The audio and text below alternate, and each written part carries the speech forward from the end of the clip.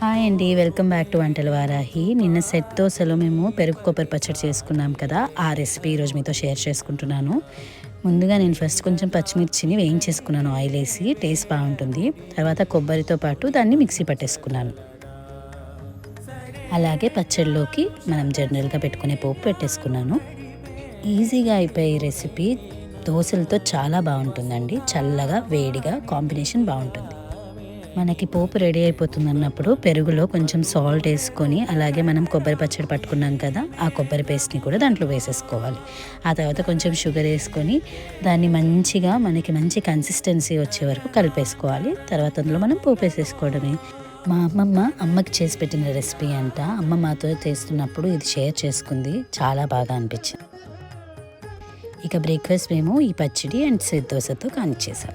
Set dosa ఎలా చేసుకోవాలన్న video link డిస్క్రిప్షన్లో పెడతాం, చూసేయండి.